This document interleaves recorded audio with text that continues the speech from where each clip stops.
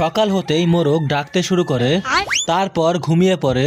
কিন্তু তখনই এই মুরগি তার বাচ্চাগুলোকে নিয়ে বাইরে বেরিয়ে আসে। এরপর মাটি খুঁড়ে কেঁচো বের করে তার বাচ্চাদেরকে খাওয়ায়। কিন্তু তার এই আলুর মতো দেখতে বাচ্চাটা কেঁচো খেতে পারে না। এরপর আরো একবার মাটি খুঁড়ে কেঁচো বের করলে এইবারও খেতে পারে না, কিন্তু লাস্টে তখন সেই মুরগির বাচ্চাটা কেঁচোটাকে ধরার জন্য কেঁচোর পেছনে পেছনে দৌড়ায়। কিন্তু তখন প্রচন্ড বাতাস হয়ে আবহাওয়া পরিবর্তন হয়ে যায়। এরপর হঠাৎ বৃষ্টি শুরু হয়ে যায়। তখন মুরগি তার বাচ্চাগুলোকে পেটের ভেতরে ঢুকিয়ে ঘরের ভেতরে চলে যায়। এরপর তার বাচ্চাগুলোকে গুনতে থাকে, কিন্তু তার বাচ্চাগুলো এলোমেলো হয়ে যাওয়ার কারণে গুনতে পারতেছিল না, যার কারণে সে মেশিন নিয়ে এসে তার বাচ্চাগুলোকে গুনে। তখন সে জানতে পারে তার বাচ্চা একটা কম, তাই সে জলদি করে একটা ভাঙা ছাতা নিয়ে তার বাচ্চা খুঁজতে চলে যায়। কিন্তু তখন এই শালা শিয়ালটা মুরগির বাচ্চাটাকে খাওয়ার জন্য প্ল্যান বানায়। পরের পর্ব দেখতে লাইক করে তোমার ফোনে কত % চার্জ আছে কমেন্ট করে জানাও।